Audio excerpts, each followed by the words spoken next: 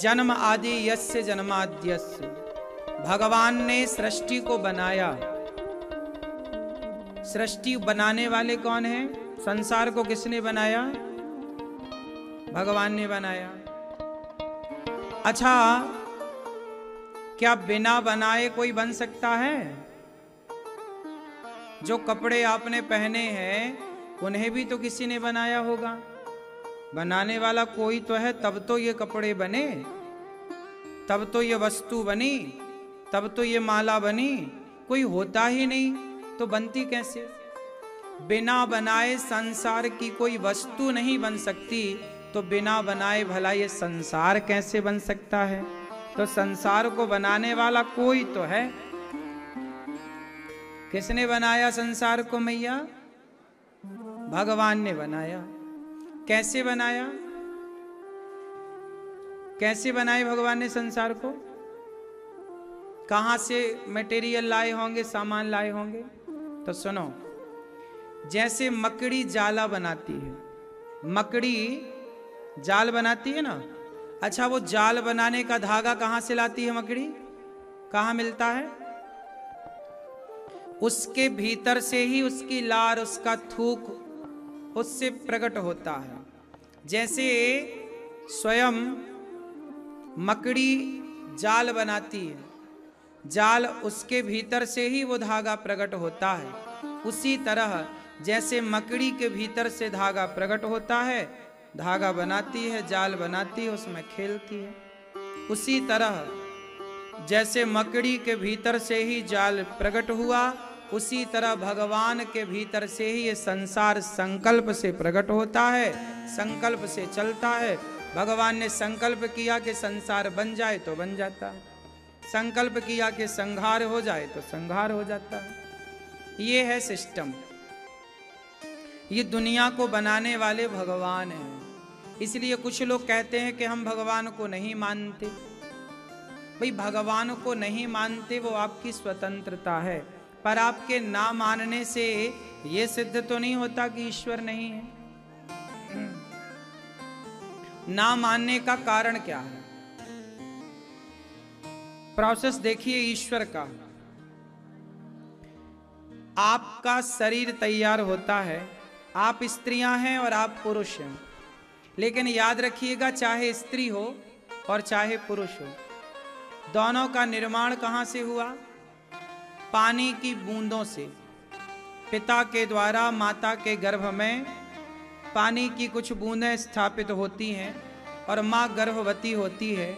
उसके गर्भ में पानी की बूंदें 9 महीने तक रहती हैं, पर 9 महीने में वह एक स्त्री का या एक पुरुष का स्वरूप लेकर के 9 महीने बाद बाहर आता है। पेट में ही, माँ के पेट में ही ईश्वर ने आंखें लगा दी, पेट में ही भगवान ने कान सेट कर दिए, माँ के पेट में ही हाथ पांव बना दिए, माँ के पेट में ही बुद्धि का विकास कर दिया।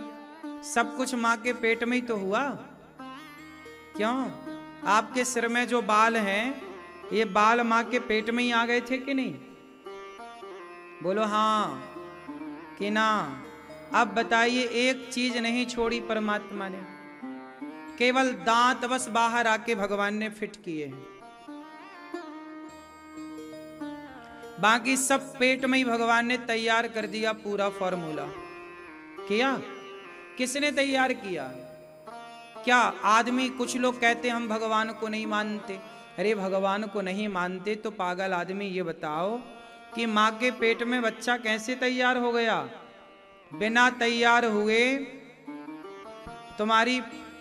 तुम्हारे घर में तुम्हारे कपड़े तैयार करने वाले, प्रेस करने वाला, तुम्हारा घर में झाड़ू लगाने वाला, पोंछा लगाने वाला, बिना किए तो तुम्हारे घर में साफ सफाई नहीं हो सकती, बिना किए तो तुम्हारे घर में रोटी नहीं बन सकती। तो बिना किए जब तुम्हारे घर का कोई काम नहीं हो सकता, तो बिना किए भला माँ के पेट में बच्चा कैसे बन गया?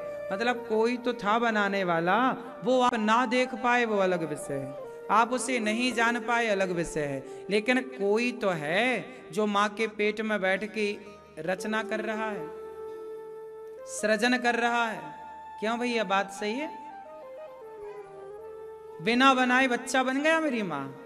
ना तो माँ बनाने गई, माँ थोड़ी कुछ बनाती है, पिता थोड़ी कुछ बनाता है।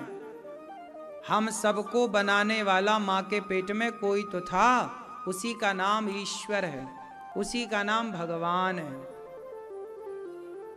इसलिए उस परमात्मा को, उस भगवान को नकारा ना जाए, ये ना कहा जाए जी हम तो भगवान को मानते नहीं। नहीं दिखता वो अलग विषय, बहुत सारी चीजें हैं जो नहीं दिखती पर होती हैं। ऐसी कौन सी चीज है जो नहीं दिखती पर होती है? आप बताओ। सब नहीं बताएंगे, जिससे पूछेंगे वो बताएंगे। नकल नहीं, चीटिंग नहीं। ऐसी कौन सी चीज है जो है पर दिखती नहीं है? भगवान तो उसी संदर्भ में तो बात हो रही है, कुछ और एग्जाम्पल। कौन सी चीज है जो है पर दिखती नहीं? बता। हैं? क्यों बेटा? क्या है जो है पर दिखती नहीं? क्या है मैया? बताओ मैया, वो क्या है जो है पर दिखती नहीं है? बहुत सारी चीजें हैं। जैसे आप में से किस किस के पास बुद्धि है? जिसके पास बुद्धि है वो अपने हाथ उठा के दर्शन दें।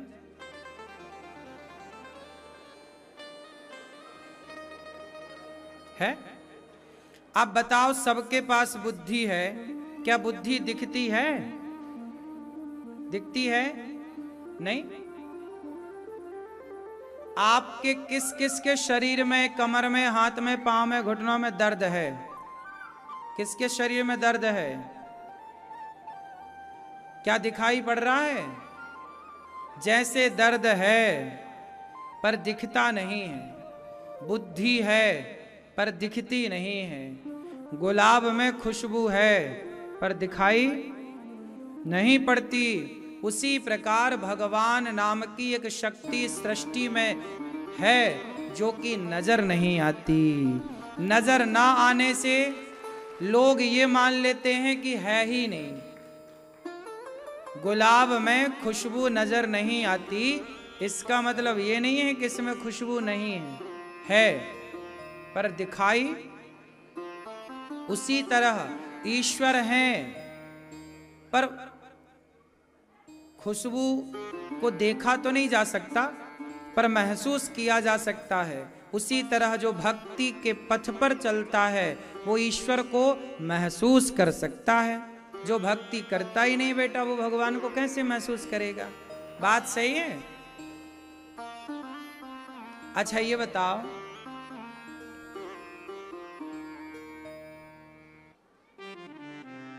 ये गुलाब में ये क्या है?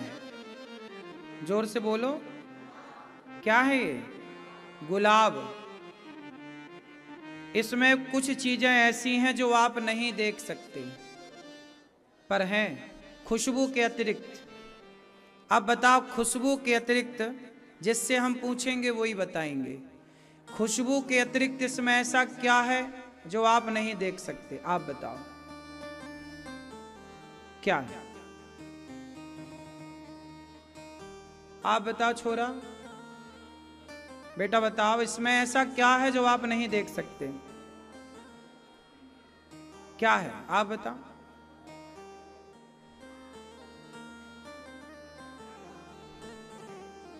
क्या भैंस? भैंस कहां इसमें मैया? हाँ?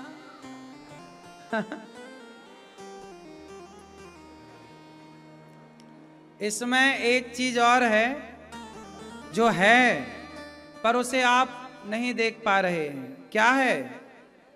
देखो इसको ध्यान से, क्या है इसमें? इसमें क्या क्या दिख रहा है? आप पहले जो दिख रहा है वो बताओ, क्या दिख रहा है आप लोगों को? हैं? कली दिख रही है आपको, इसमें रंग दिख रहा है, गुलाबी रंग है इसमें, इसका आकार दिख रहा है, अंदर पराग भी दिख रहे होंगे, कुछ कण, सब ठीक है। पर इसमें एक चीज है जो हम लोग नहीं देख सकते, और उसका नाम है शहद, हनी। कैसे? इसमें शहद है कि नहीं? कहां है? दिखाओ निकाल के। इसमें शहद है, लेकिन शहद निकाल सकती है केवल मधुमक्खी, क्योंकि मधुमक्खी पुष्पों पर बैठकर क्या लेती है? रस ले लेती है, और वही शहद कहलाती है। तो इसमें शहद है, पर आपकी और हमारी नजरों में कभी नहीं आ सकता। कोई ऐसा माइक्रोस्कोप नहीं बना, कोई मशीन नहीं बनी जो पुष्प की शहद को देख सके, लेकिन है। कौन देख सकता है, कौन खींच सकता है? सिर्फ मधुमक्खी। जैसे गुलाब में, जैसे पुष्प में, कलियों में शहद व्याप्त है, पर देख कौन सकता है, निकाल कौन सकता है? केवल मधुमक्खी। उसी तरह इस सृष्टि के कण कण में भगवान व्याप्त है, पर भगवान को देख कौन सकता है? जो भक्त का दृष्टि होगा, भक्त की दृष्टि होगी, भक्त का भाव होगा। भक्त हो प्रहलाद जैसा, तो खंबे से प्रकट भय कि नहीं भगवान? हाँ, यदि प्रहलाद जैसी भक्ति हो मां, तो भगवान खंबे से प्रकट हो जाते हैं। यदि भक्ति शबरी जैसी हो, तो राम घर चले आते हैं। बस बात यही है कि हम उस कोटि के भक्त बन ना पाए, और दोष भगवान को देते रहे कि भगवान तो दिखते ही नहीं। भगवान तो तैयार हैं दिखने के लिए, हम तैयार हों उन्हें देखने की क्षमता तो हम रखें। हम में तो काबिलियत हो, हम में ही क्षमता नहीं है, तो हम कैसे देखें भगवान को? अच्छा ये बताओ, भगवान श्री कृष्ण को दुर्योधन ने देखा था कि नहीं? बोलो, क्या दुर्योधन ने कृष्ण को जाना, पहचाना? भगवान दिख जाएं तो भी हम जान पाए, इसकी क्या गारंटी है? भगवान को वही जान सकता है। भगवान को विभीषण जान गए। रावण तो इतना बड़ा पंडित था, रावण ज्यादा ज्ञानी था कि विभीषण ज्यादा ज्ञानी था? रावण। लेकिन राम को रावण नहीं जान पाया, राम को विभीषण जान गए। ज्ञानी था पर जान ना पाया। तो भगवान ज्ञान से थोड़ी जाने जा सकते हैं। आप सोचो कि हम ज्ञान के बल पर जाने, तो ज्ञान के बल पर ईश्वर को ना जानोगे। कैसे जानोगे? विभीषण किसके बल पर जाने? प्रेम के बल पर। शबरी किसके बल पर जानी? प्रेम के बल पर। रावण ना जान पाया, पढ़ा लिखा, अंगूठा छाप शबरी जान गई, क्योंकि प्रेम करने वाला ही परमात्मा को जान पाएगा, पहचान पाएगा। वरना ज्ञान की अकड़ रखने वाला खोखा है, खाली है, बिल्कुल कोरा है। इसलिए सोई जाने जेहि देहु जनाई, जानत तुम्हि होई जाई। भगवान को मैया वही जान सकता है जैसे वो जनाए। इसलिए कहो कि प्रभु कृपा करो कि हम आपको जान पाए। भगवान तो संसार को विधिवत बनाते हैं। क्या क्या बनाया भगवान ने संसार में? भगवान ने नदियां बनाई, समुद्र बनाए, इतनी सुंदर सृष्टि बनाई, नाना प्रकार के पुष्प बनाए, गंध बनाई। चंपा की, चमेली की गंध देखिए, मोगरा की और गुलाब की और गेंदा की गंध देखिए। सबकी अलग अलग है, सबकी खुशबू अलग अलग है। किस लिए बनाई खुशबू? ताकि आप इस खुशबू का अनुभव कर सकें, ताकि आप इस संसार की सुंदरता को निहार सकें, देख सकें, इसका आनंद ले सकें। लेकिन आप इस संसार में आए तो प्रकृति का आनंद तो लिया नहीं, आपस में लड़ने लग गए। आपस में लड़ने लग गए।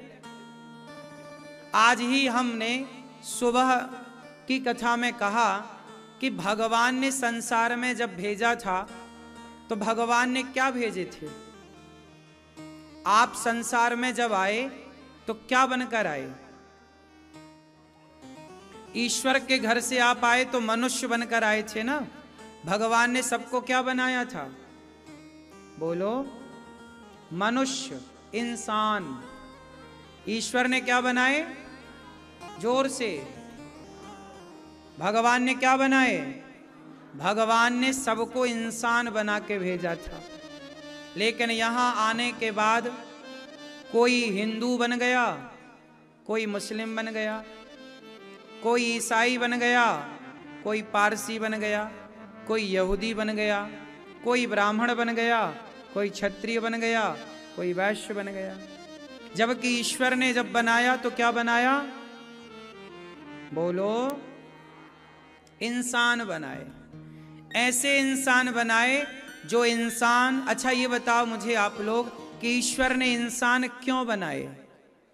ईश्वर ने तो कुत्ता भी बनाया, ईश्वर ने तो बिल्ली भी बनाई, ईश्वर ने शेर भी बनाया, ईश्वर ने हाथी भी बनाए, ईश्वर ने चींटी बनाई, शेर बनाया, सांप बनाया, मछली बनाई, पक्षी बनाए। जब ईश्वर ने इतना कुछ बनाया तो ईश्वर ने इंसान क्यों बनाए? मनुष्य क्यों बनाया? क्यों? मैया, भगवान ने इंसान काहे बनाए? बताओ। ये मैया, लाल मैया, गुलाबी मैया, भगवान ने संसार में इंसान काहे बनाए? कुत्ता बिल्ली सब तो बनाया, मनुष्य क्यों बनाए? हाँ, ठीक है, आप बताओ, आपका क्या विचार है? क्यों बनाया भगवान ने ईश्वर संसार में इंसान, हमें और आपको? हैं? थोड़ा जोर से बोलो मेरी माँ, हमारा भी बुढ़ापा आ रहा है अब धीरे से, सुनाई वनाई थोड़ा कम जा रहा है। मैया, ओ मेरी माँ, मैया, भगवान ने काहे बनाए इंसान?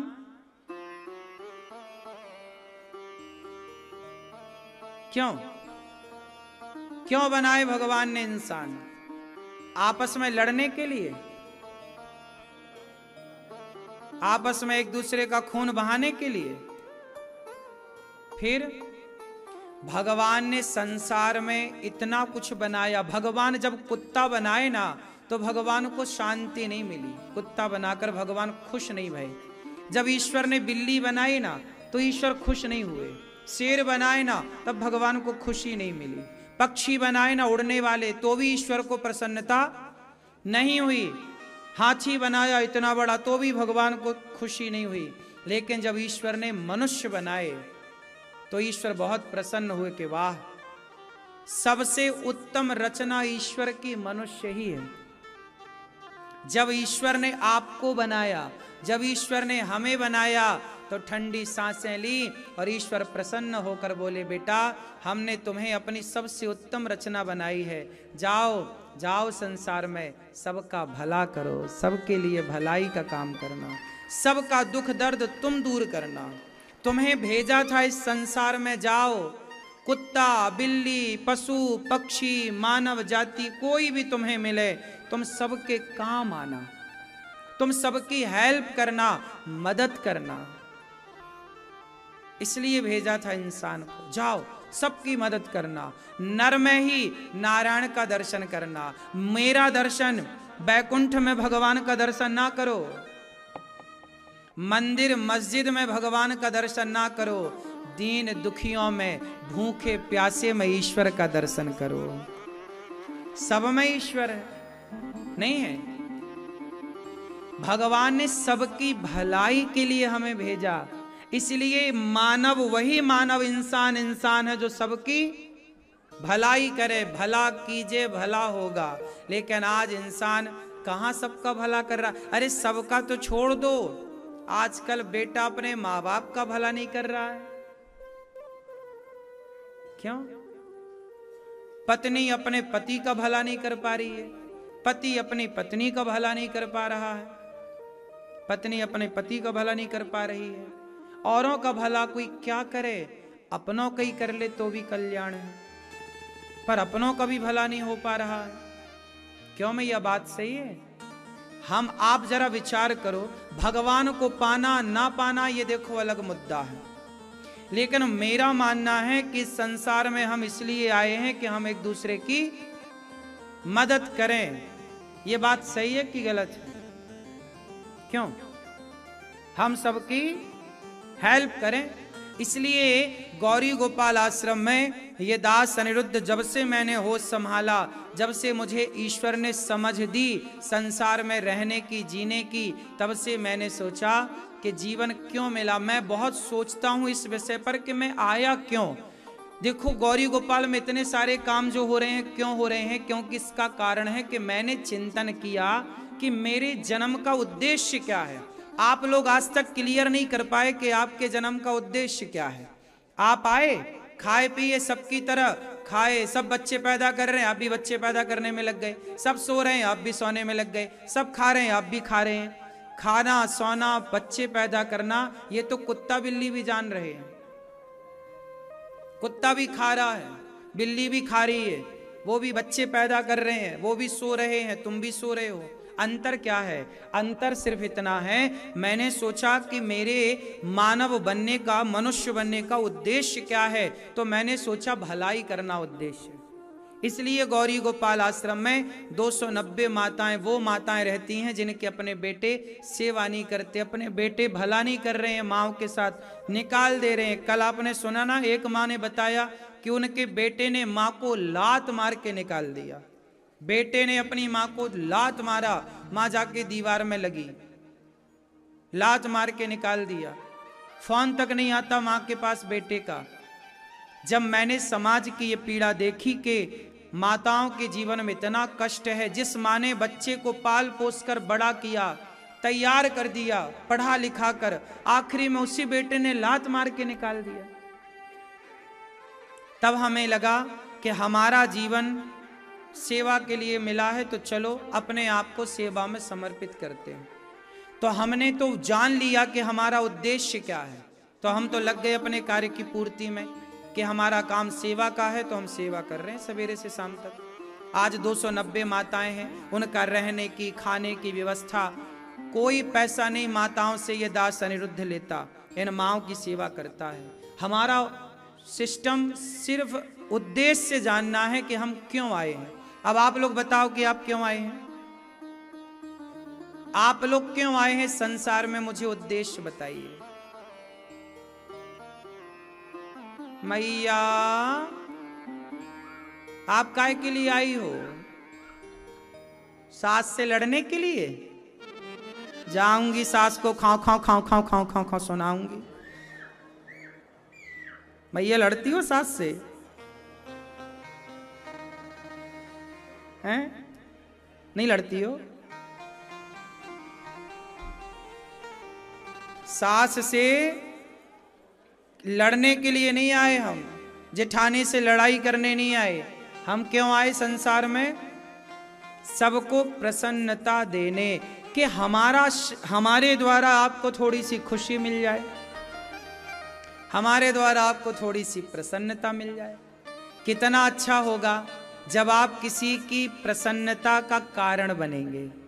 सोचिए, आपकी वजह से कोई हंस रहा है तो आप अच्छा कर रहे हैं, आपकी वजह से कोई रो रहा है तो आपकी वजह से कोई हंस रहा है और आपकी वजह से कोई रो रहा है, तो कौन सी वजह बनना सही है, हंसने की कि रोने की? हमारी वजह से, आपकी वजह से कोई पेट भर खा रहा है, आप किसी की रोटी की वजह बन गए कि आपकी वजह से उसे रोटी मिल गई। आप किसी की वजह बन गए कि आपकी वजह से उसका गृहस्थी ठीक हो गई, उसका जीवन संवर गया, आपकी वजह से उसकी जान बच गई, आपकी वजह से उसका चूल्हा जल गया, आपकी वजह से उसको सब प्रकार की खुशियां मिल गईं। तो आप वजह बने किसी को सुख देने की। भगवान से प्रार्थना करें कि प्रभु हमारी वजह से कभी किसी का नुकसान ना हो, किसी का बुरा ना हो, हम किसी के आंसू का कारण ना बने। देखो ना, दुर्योधन की वजह से, ध्यान देना, दुर्योधन की वजह से द्रौपदी की आंखों में आंसू आए कि नहीं? रावण की वजह से सीता मां की आंखों में आंसू आए, आए कि नहीं? जब रावण आंसू की वजह बना तो सर्वनाश हो गया कि नहीं? बोलो। जब दुर्योधन द्रौपदी के आंसू की वजह बना, द्रौपदी, अब देखो भरी सभा में आप किसी महिला के कपड़े उतारो तो वो हंसेगी तो नहीं, रोएगी। द्रौपदी के कपड़े उतारे गए भरी सभा में, अपमानित किया एक नारी को भरी सभा में, आंसू बहाए गए द्रौपदी के, क्या हुआ? सर्वनाश हुआ। इसलिए आपकी वजह से किसी की आंखों में आंसू ना आए। कोशिश करिएगा कि आपका 10-5 रुपए का नुकसान हो रहा है तो हो जाने दीजिए, पर सामने वाले का आपके कारण 2 पैसे का भी नुकसान नहीं होना चाहिए। यही विचारधारा सबसे श्रेष्ठ विचारधारा है। हमारा नुकसान हो रहा है ठीक है, पर हमारी वजह से आपका नुकसान नहीं होना चाहिए। यही उत्तम विचारधारा है। इसी विचारधारा का नाम है सनातन विचारधारा। इसलिए मनसा वाचा कर्मणा, एक बार मेरे संग भगवान से एक छोटी सी प्रार्थना कर लो इसके लिए। बोलो, हे प्रभु, मेरे मन से किसी का मैं बुरा ना सोचूं। मनसा वाचा, हे प्रभु, मैं अपनी वाणी से किसी को बुरा ना बोलूं। कर्मणा, हे प्रभु, मेरे शरीर से ऐसा कोई भी कर्म ना हो जिस कर्म से सामने वाले का दिल दुखी हो जाए। ये 3 बातें याद रखिए, मनसा वाचा कर्मणा। मन से, वाणी से, कर्म से। हम मन से किसी के बारे में बुरा ना सोचें।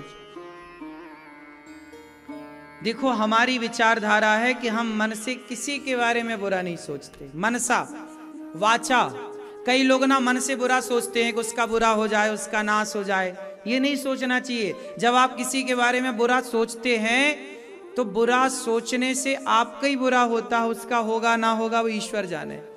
हम क्यों सोचें? और तो मनसा वाचा, हम अपनी वाणी से कुछ ना बोलें ऐसा कि गलत हो। देखो ना, द्रौपदी ने कह दिया, द्रौपदी ने कह दिया दुर्योधन से कि अंधों के अंधे होते हैं। द्रौपदी ने क्या कह दिया दुर्योधन से? क्योंकि दुर्योधन गिर गया ना।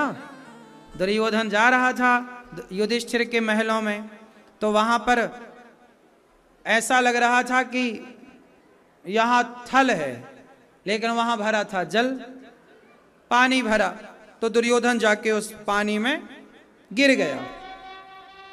तो द्रौपदी खूब हंसी, वाह देखो गिर गया। अंधों के तो अंधे ही होते हैं, तेरा बाप अंधा, तू भी अंधा, अंधे का बेटा अंधा। ये द्रौपदी ने बोल दिया। द्रौपदी तो बोल के भूल गई, पर दुर्योधन सुनकर के नहीं भूला, और उसी का बदला लेने के लिए उसने द्रौपदी के बाल पकड़ के भरी सभा में लाकर निर्वस्त्र करना चाहा। कई बार आप बोल देती हो मेरी मां गुस्से में, सास को, बहू को, ससुर को, पति को, पत्नी को, पड़ोसी को आप बोल देते हैं और हम बोल करके भूल जाते हैं। लेकिन हमने जिसको बोला है क्या वो भूला होगा? जैसे पति पत्नी की बातें होती हैं, 2 बातें पत्नी ने बोल दिया, 2 बातें पति ने बोल दिया। कुछ बातें हम भूल जाते हैं, कुछ बातें आप भूल जाते हैं, पर कुछ बातें नहीं भुलाई जाती। ये बात सही है कि गलत है ना? सास कुछ कहती है, बहू कुछ कहती है। कुछ बातें भूल जाती होंगी, पर कुछ बातें बहू को लग जाती होंगी, कुछ बातें सास को लग जाती होंगी। क्यों मेरी माँ, आपको कुछ बातें लग गई क्या? बहू ने कुछ ऐसा बोल दिया? हाँ? मैया काय ऐसा बोलती हो बहू?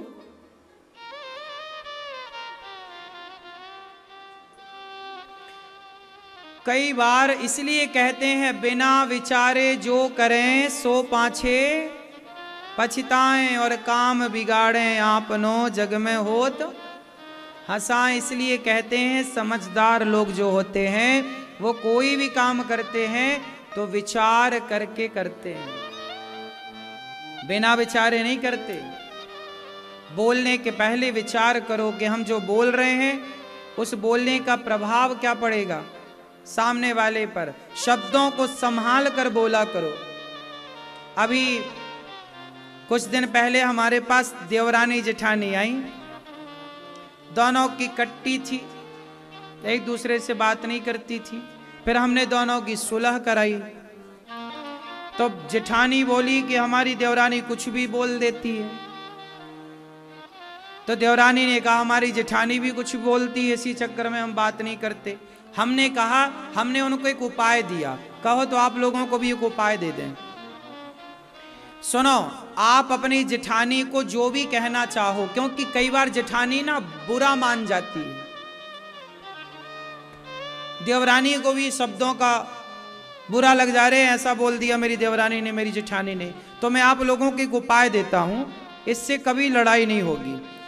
आप एक कागज लो, एक कलम लो, जेठानी से जो भी बातें करनी है पहले कागज में लिखो कि जेठानी को ये सब कहना है, ये बातें करनी है।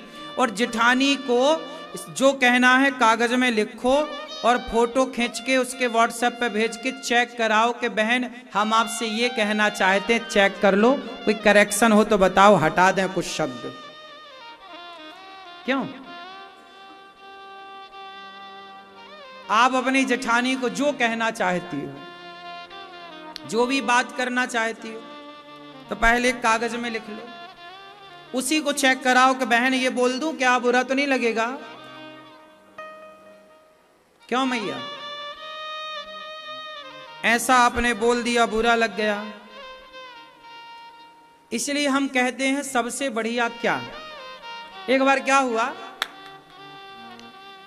अकबर ने बोला बीरबल से, ए बीरबल तुम बड़े बुद्धिमान हो, हमें तुम्हारे पिताजी से मिलना है। जब बेटा इतना बुद्धिमान है तो बाप कितना बुद्धिमान होगा। तो अकबर ने बोला बीरबल कल अपने पिता को लेके आना। जी हुजूर ले आऊंगा। बीरबल गए अपने पिताजी से, बोले पिताजी महाराज ने बुलाया है, चलना है। अब तो बीरबल के पिताजी बिल्कुल सीधे साधे थे, वो डर गए कि महाराज कोई गलती हो गई तो राजा दंडित करेगा। बीरबल ने अपने पिताजी को कहा कि बस आपको बोलना नहीं है, चुप, राजा कुछ भी पूछे आपको चुप रहना है, थोड़ा मुस्कुराते रहना है, बाकी मैं संभाल लूंगा। अब पिताजी डरते डरते आए बीरबल के दरबार में खड़े भये। बादशाह ने पूछा बीरबल के पिताजी से, कैसे हैं आप, सब खैरियत है, सब कुशल है, सब आनंद है? पर बीरबल के पिताजी कुछ जवाब ना दें, कोई उत्तर नहीं। फिर पूछा कि आज आपने कुछ खाया पिया, जलपान किया, आपकी हम क्या सेवा करें, क्या व्यवस्था करें? फिर भी कुछ नहीं। राजा ने और पूछा कि आपको आने में कोई तकलीफ तो नहीं हुई, आप कैसे हैं, क्या हैं? पर बीरबल के पिताजी कुछ बोले ही नहीं। तो राजा बड़ा गुस्सा हुआ और बोला, ए बीरबल, यदि किसी मूर्ख आदमी से पाला पड़ जाए, किसी मूर्ख आदमी से पाला पड़ जाए तो क्या करना चाहिए? तो बीरबल ने कहा महाराज वही करना चाहिए जो हमारे पिताजी कर रहे हैं। किसी मूर्ख आदमी से पाला पड़ जाए तो क्या करना चाहिए? बोलो मैया, क्या बोलती तू? लाल मैया कहाँ चली मेरी माँ? सब ठीक है? गुस्सा हो गई क्या मेरी माँ? पगड़ी वाले दादाजी जा रहे हैं, टाटा कर लो, टाटा। अच्छा ये बताओ, मूर्ख आदमी से पाला पड़ जाए तो क्या करें? बोलो, चुप रहो। बीरबल के पिताजी क्या कर रहे हैं? सबसे समझदार वही है जो चुप रहे। कबीरदास जी से पूछा एक आदमी ने, बोला मैं तो भगवान को मानता नहीं, भगवान तो होते ही नहीं। कबीरदास जी बोले बहुत अच्छा बोल रहे हो, भगवान तो होते ही नहीं। हाँ बात ठीक है। वो बोला कि नहीं जी ये भगवान तो होते ही नहीं। कबीर जी बोले बिल्कुल ठीक कह रहे हो, भगवान भगवान नहीं होता। फिर वो आदमी चला गया। दूसरा बोला कबीर जी भगवान तो कण कण में होते। हाँ हाँ भैया भगवान तो कण कण में होते हैं। अब जो वहां खड़ा था बोला कबीर जी क्या कह रहे हो? वो आया बोला कि नहीं है, आपने भी कह दिया नहीं है। वो आया बोला है, तो आपने भी बोला है। कबीरदास जी बोले ये बताओ कोई समझदार होए तो समझाऊं, मूर्ख से कहां माथा मारूं? इसलिए मूर्ख को समझाओ, क्या समझाएं उसे जो समझे। नहीं समझे भैया तो तू जैसा कह रहा वैसे ही ठीक है, चुप रहना समझदारी है। उस समय आपकी समझदारी क्या है? कबीर जी बोले ज्ञानी होए तो मैं ज्ञानी का गुरु बन जाऊं, लेकिन मूर्ख है तो मैं मूर्ख का चेला बन जाता हूं। ज्ञानी के कबीर जी गुरु हैं और मूर्ख के चेला। मूर्ख से कहां माथा पच्ची करे भैया, फिर तू जो कह रहा है वो ही सही है, कहां तेरे से माथा पच्ची करे। कुछ लोग नहीं लड़ाई करने लग जाते, नहीं ऐसा नहीं आता, चल भैया मूर्ख से क्या लड़े बताओ। क्यों मेरी मां? इसलिए कहता हूं भगवान को आज तक किसी ने पूर्ण रूप से जाना नहीं। सबने अपने अपने तरीके से, जितना जिसने जाना उतना उसने कहा।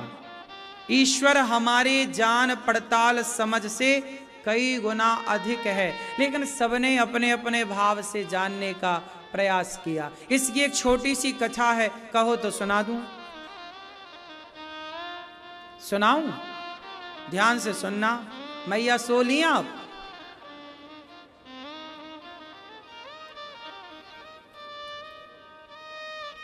सुनो, अब हम कुछ सवाल करेंगे आपसे, ध्यान से ये कहानी सुनना, फिर सवाल करेंगे तो उत्तर देना। सावधान हो जाओ। हाँ? मैया बैठ के मोबाइल चला लो मेरी माँ, बैठो मेरी माँ। ओ भैया बैठ जाओ प्रभु सरकार, हाथ जोड़ विनती करूं, बैठो।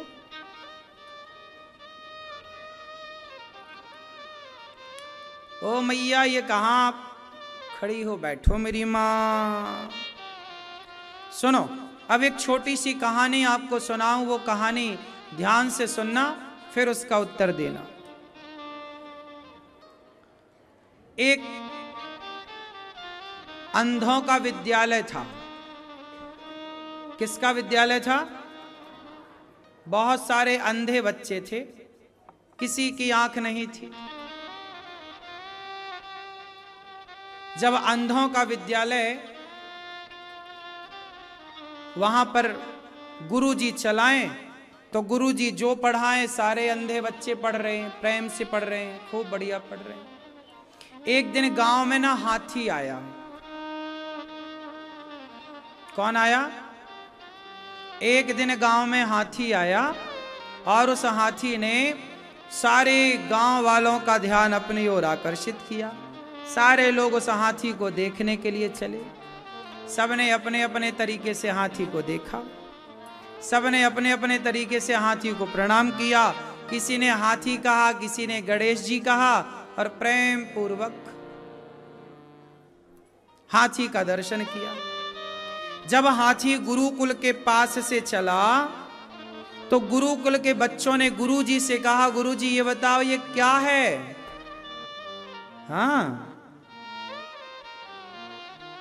क्या है ये? तब गुरुजी ने कहा कि बेटा आज गांव में हाथी आया है। बच्चों ने कहा गुरुजी हमें भी दिखाओ हाथी।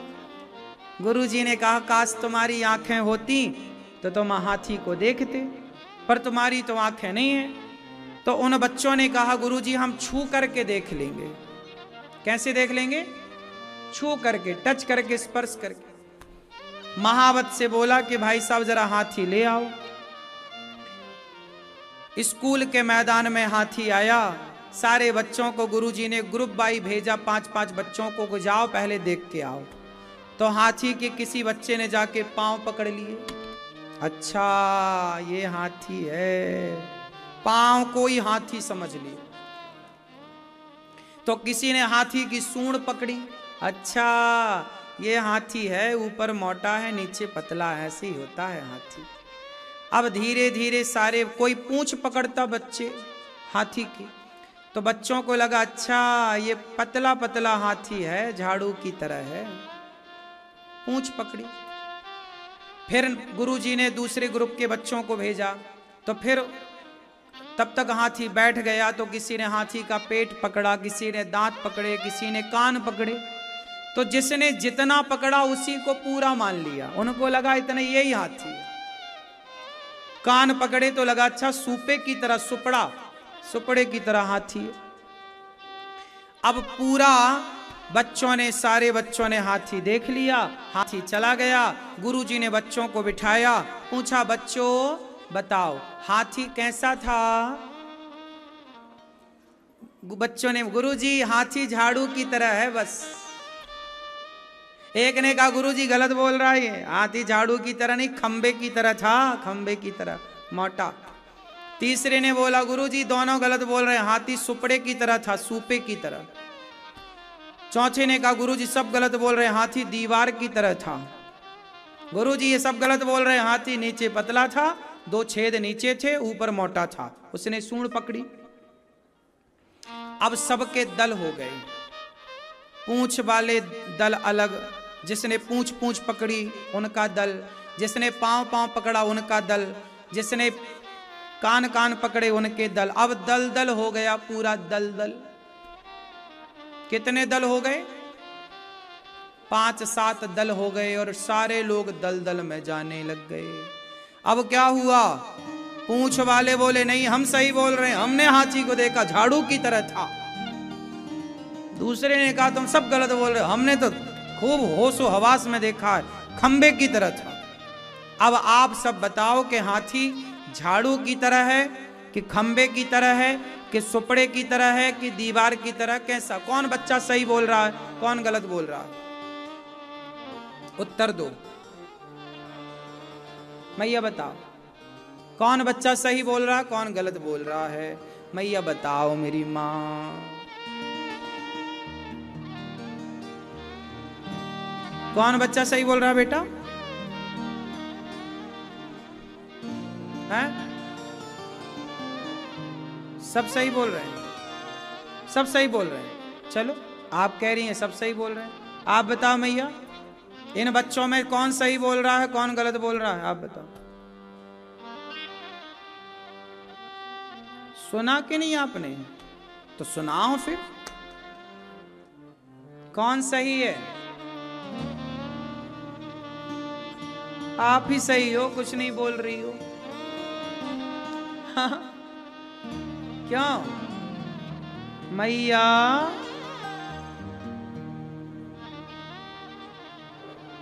बताओ ये मैया क्या मोबाइल चला रही, क्या जुएं निकाल रही हो मेरी माँ? बताओ कौन बच्चा सही बोल रहा है? हैं? हैं? सब सही बोल रहे हैं। चलो आपने कहा, आप बताओ हरी बहन सब सही? कि सब झूठ? हाँ मैया बोलो। पीछे वाले भक्त बताओ कौन सही बोल रहा है? हैं? सुनो मैया बताओ, नूतन मैया कौन सही बोल रहा है? कोई नहीं। ना तो सारे बच्चे सही बोल रहे हैं, ना तो झूठ बोल रहे हैं, ना तो सत्य बोल रहे हैं, ना तो झूठ बोल रहे हैं। ये बोल रहे हैं क्या? जिसने जितना देखा उतना बोल रहे हैं, जबकि इनके देखने से कई गुना ज्यादा वो हाथी था। काश गुरुजी ने कहा बेटा तुम्हारी आंखें होती तो तुम आंखों से देखते कि हाथी कैसा था। तुमने जितना पाया, जितना पकड़ा, तुमने उसी को पूर्ण मान लिया। गलती क्या हो गई कि बच्चों ने जितना पकड़ा उसी को पूर्ण समझ लिया। सारे बच्चे सच कह रहे हैं पर सारे बच्चे अर्ध सत्य कह रहे हैं। सत्य तो है पर आधा सत्य है, पूरा सत्य नहीं कह रहे हैं, आधा सच कह रहे हैं ये लोग। अब पूरा सच देखने के लिए आंखें होनी चाहिए।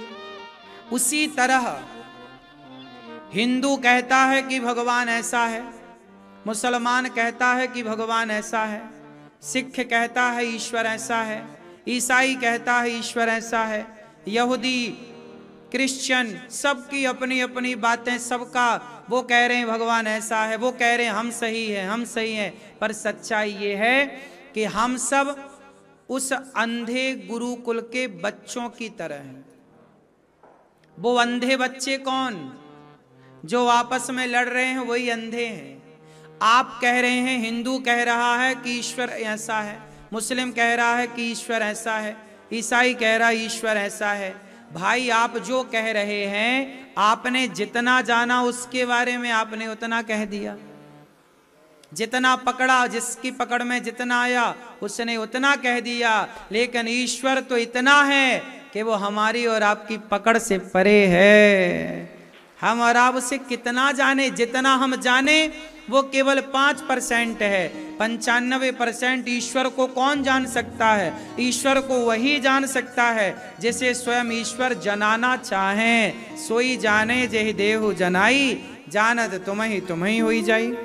जब भगवत गीता सुनाई अर्जुन को और भगवान ने 11वें स्कंध में 11वें अध्याय में जब भगवान ने अर्जुन को कहा कि मैं तुझे विराट रूप दिखाऊंगा, तो अर्जुन के सामने जब भगवान विराट रूप में प्रकट भये तो अर्जुन की आंखें बंद हो गईं। क्या अर्जुन देख पाए? भगवान दिखाने को तैयार हैं अपना विराट स्वरूप, देख। क्या अर्जुन देख पाए? अर्जुन की आंखें बंद हो गईं। अब खड़े तो हैं विराट, तुम देख लो। एक सूर्य की तरफ आप आंखें करके देखते हैं तो आपकी आंखों में कालापन आ जाता है, अंधकार छा जाता है, आप सूर्य को आंख उठाकर नहीं देख पाते। तो जब एक सूर्य को आंख उठाकर नहीं देख पाते तो जिस परमात्मा में करोड़ों सूर्य का प्रकाश है उसे इन दोनों आंखों से क्या देखोगे? खड़ा भी हो जाए तो तुम्हारी सामर्थ्य कहां है देखने की? हाँ, पर अर्जुन को भगवान ने अपनी दिव्य दृष्टि प्रदान की। क्या प्रदान की? अर्जुन को क्या दी? उन आंखों को दिया जिन आंखों से ईश्वर को देखा जा सकता है। सच्चाई तो यह है कि अभी हमारे पास वो आंखें हैं ही नहीं जिन आंखों से ईश्वर को देखा जाए। अभी आप लोग मंदिर जाते हैं तो क्या नजर आता है? आप मंदिर में जाते हैं तो कोई पत्थर देखता है, कोई मूर्ति देखता है, कोई मंदिर की नक्काशी, मंदिर की बनावट देखता है, तो कोई वहां हो रहे वीआईपी लाइन को देखता है। कुछ लोग मंदिर जाते हैं वहां भगवान देखते नहीं, बोलते वहां तो वीआईपी लाइन देखी हमने। कुछ लोग कहते हैं वहां तो मूर्ति देखी हमने, कुछ लोग कहते हैं वहां तो हमने पत्थर देखा हमने। हाँ, आपके पास वो आंखें नहीं है, आप भगवान में पत्थर को देखते हैं। और प्रहलाद जी ने एक पत्थर के खंबे में भगवान को पहचान लिया था, ये भगवान। तो भगवान को देखने की अभी हमारी दृष्टि ही नहीं है। दृष्टि कहाँ से आएगी? सत्संग करेंगे, कथाएं सुनेंगे, भगवान का नाम जप करेंगे तो भगवान को पाने की दृष्टि प्राप्त होगी। ईश्वर को पाने के लिए वो बुद्धि बनेगी, वह प्रेम जागेगा, वरना भटक रहे हैं करोड़ों जन्मों से। रसखान जब आए तो रसखान ने बिहारी जी का दर्शन किया, भगवान को देखा और इतना प्रेम जागा, 40 किलो तुलसी शरीर में पहन के घूमते थे रसखान। आप लोग तुलसी की एक माला नहीं पहन पाते, आप तुलसी की एक जरा सी माला नहीं पहन पाते। रसखान 40 किलो तुलसी पहनते थे शरीर में। किसी ने कहा कि खान साहब आप इतनी तुलसी काहे पहनते हो? उन्होंने कहा कि भैया, बोले हम तो देखो इतनी सी तुलसी पहनते हैं गले में, तुलसी की माला, तुम इतनी सारी क्यों पहनते हो? खान साहब ने कहा कि भाई आप लोगों के बाप दादे भगवान को जानते थे तो तुम्हारे भीतर भक्ति के संस्कार हैं, तो तुम्हारा तो कल्याण हो जाएगा भक्ति करके। लेकिन हमारे तो वंश में कोई ईश्वर को जानता ही नहीं था, हम तो ठहरे मुसलमान।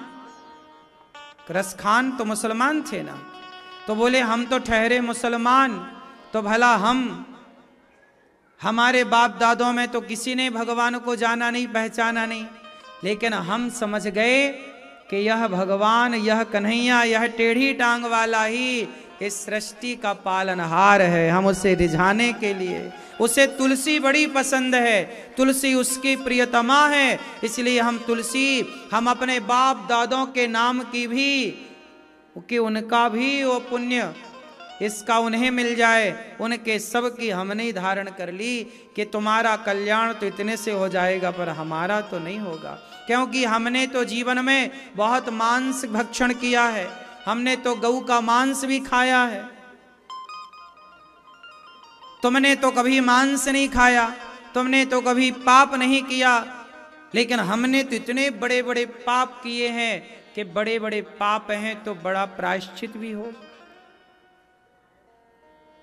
इसलिए हम उस तरह से प्रायश्चित कर रहे हैं। तो कुल मिलाकर के कहना यह है कि भगवान को पाने की वो दृष्टि भी भगवान ही देते हैं, इसलिए भगवान को इस संसार का पालनहार कहते हैं। इसलिए भगवान नहीं है, ये जो विचारधारा है, ईश्वर के नाम पर जो झगड़े हैं समाज के, हिंदू मुस्लिम के और अन्य मजहबी पंथों के, ये सारे झगड़े जो है ना, ये मिथ्या हैं।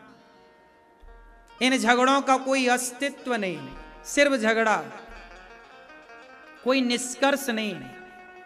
अच्छा, जो भक्त होगा, जो समझदार होगा, वो झगड़ा नहीं करेगा, और जो झगड़ा कर रहा है मतलब उसे कोई मतलब नहीं है धर्म से, वो केवल झगड़ा कर रहा है।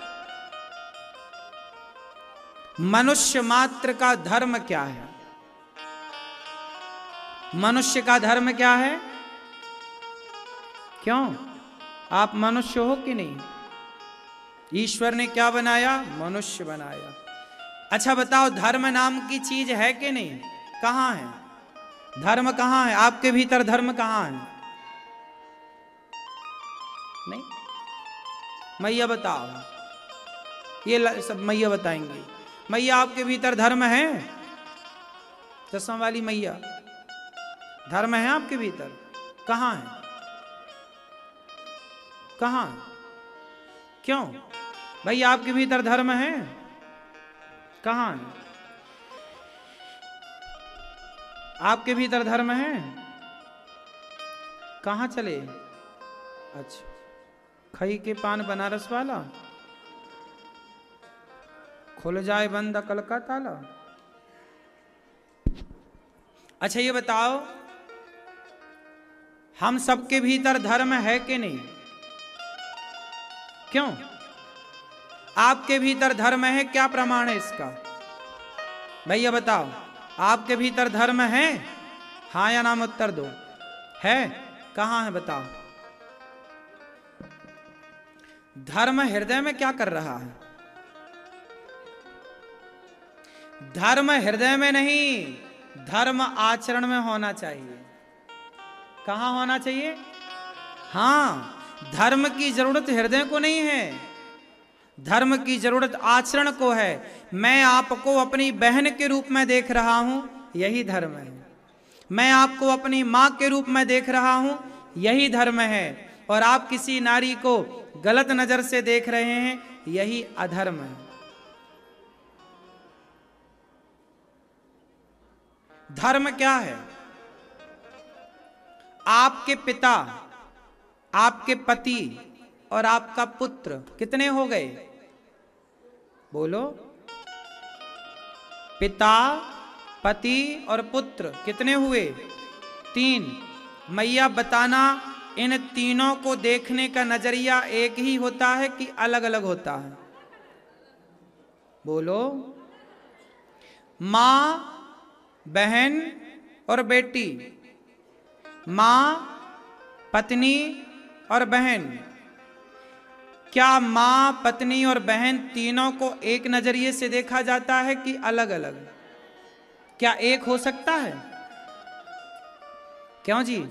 जिस नजरिए से मां को देख रहे हो, क्या उस नजरिए से पत्नी को, या जिस नजरिए से पत्नी को देख रहे हो, क्या उस नजरिए से मां को देखा जा सकता है? किसने रोका है? किसने रोका है? किसने रोका है?